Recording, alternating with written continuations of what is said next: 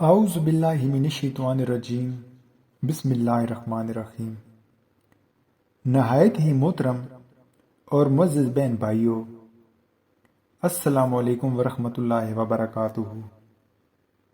ارشاد باری تعالیٰ ہے، اے ایمان والو، تم پر روزے فرض کیے گئے ہیں جیسا کہ تم سے پہلے لوگوں پر فرض کیے گئے تھے تاکہ تم پرہیزگار بن جاؤ۔ سورۃ البقرہ آیت نمبر 286۔ روزہ دین اسلام کا ایک اہم ستون ہے اور اس کے بغیر کسی مسلمان کا دین مکمل نہیں ہوتا۔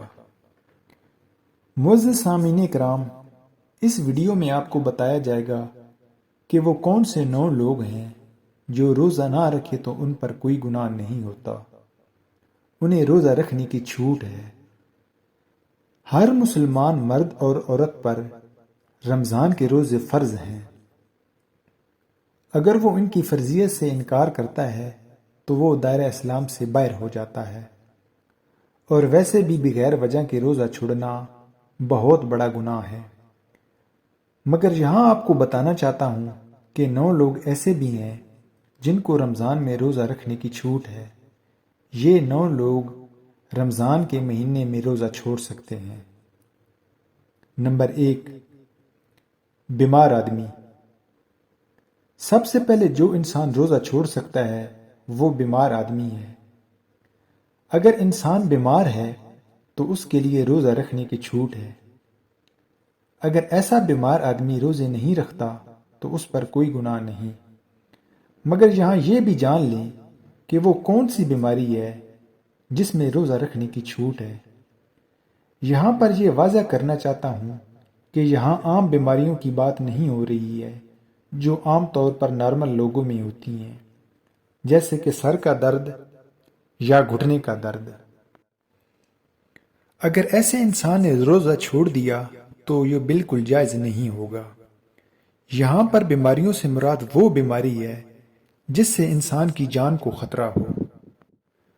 اگر ماہر ڈاکٹر یہ کہتا ہے کہ اگر آپ بھوکے پیاسے رہے تو آپ کی جان کو خطرہ ہو سکتا ہے، یا پھر ڈاکٹر یہ کہتا ہے کہ آپ نے روزہ رکھا تو آپ کی بیماری ٹھیک نہیں ہوگی بلکہ اور بڑھ جائے گی، ایسے میں رمضان کے مہینے میں روزہ چھوڑنا جائز ہے۔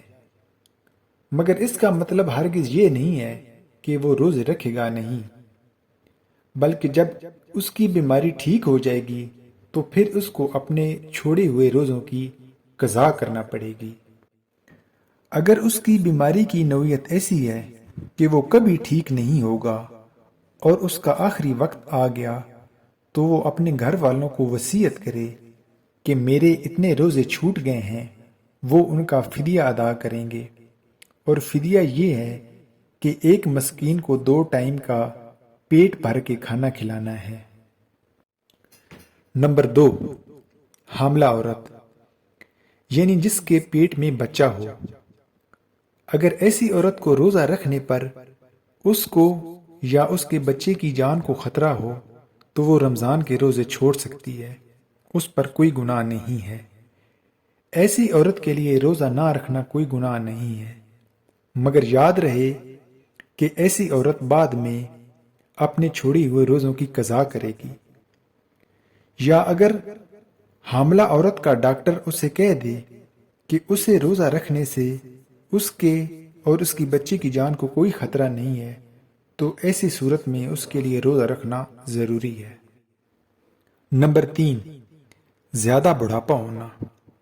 تیسرا وہ شخص ہے جو اپنی عمر کے آخری حصے میں پہنچ جائے، یعنی بہت بوڑھا ہو جائے، اور ایسے شخص کے لیے اپنی جگہ سے حرکت کرنا مشکل ہو جائے اور وہ بیٹھ بھی نہ سکے، اور بڑھاپے کی وجہ سے اتنا کمزور ہو چکا ہے کہ اس میں روزہ رکھنے کی طاقت نہیں رہی، تو ایسا شخص رمضان کے روزے نہیں رکھے گا تو اس پر کوئی گناہ نہیں ہوگا۔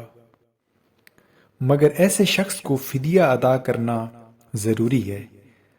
اگر ایسے شخص میں بعد میں اتنی طاقت آ جائے کہ وہ اپنے آپ کو تندرست محسوس کرے تو اس کو چاہیے کہ اپنے چھوڑے ہوئے روزے بعد میں رکھ لے اور ان کی قضا کرے۔ اور اگر کوئی شخص اتنا کمزور ہو گیا ہے کہ دوبارہ صحت مند ہونے کی کوئی امید نہیں رہی تو اس کے لیے روزہ معاف ہے، مگر اپنے ہر روزے کا فدیہ ادا کرے گا۔ نمبر 4، دودھ پلانے والی عورتیں۔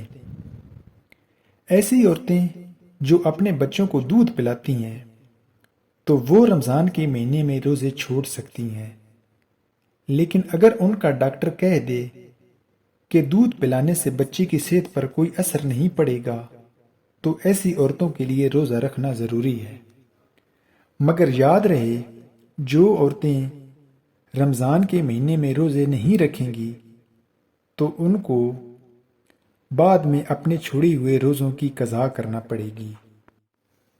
نمبر 5، دیوانہ شخص۔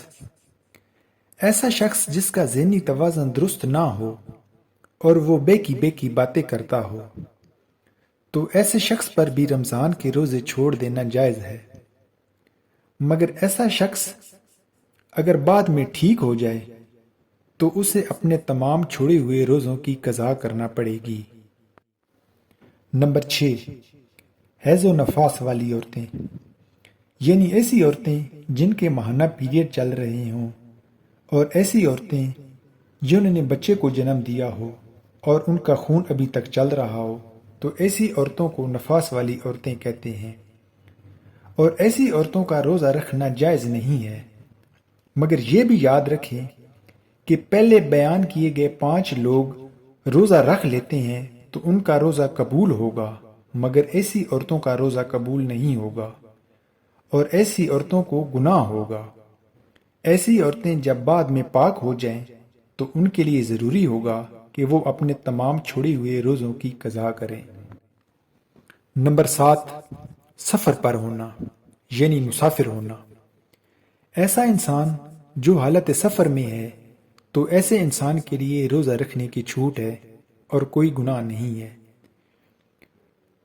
مگر ایسے انسان کا سفر 80 کلومیٹر سے زیادہ ہو اور وہ شخص 15 دن کی نیت کر کے گھر سے نکلا ہو تو ایسے مسافر شخص کے لیے روزے کی چھوٹ ہے، مگر جب اس کا سفر ختم ہو جائے تو پھر اس کے لیے روزہ رکھنا ضروری ہے اور اپنے پہلے چھوٹے ہوئے روزوں کی قضا کرے گا۔ مگر یہاں آپ کو ایک بات بتاتا چلوں کہ اگر شخص سفر میں ہو اور وہ یہ محسوس کرے کہ اس کا سفر آرام دہ ہے تو وہ روزہ رکھ سکتا ہے۔ نمبر 8، ایسا شخص جس کی جان جانے کا خطرہ ہو۔ اگر کوئی شخص تلوار لے کر آ جائے اور اسے یہ کہنے لگے کہ اگر تم نے روزہ رکھا تو میں تمہاری گردن اڑا دوں گا یا تمہیں مار دوں گا، اور اسے اپنی جان کا خطرہ ہو تو ایسے شخص کے لیے بھی روزہ نہ رکھنے پر چھوٹ ہے، مگر ایسا شخص جب ایسی صورتحال سے نکل جائے تو اپنے چھوٹے ہوئے روزوں کی قضا کرے گا۔ نمبر 9، نابالغ بچہ۔ جیسا کہ ہم سب جانتے ہیں کہ روزہ ہر بالغ پر فرض ہے کہ وہ اپنے ہوش و حواس میں ہو۔ روزہ نابالغ بچے پر فرض نہیں ہے۔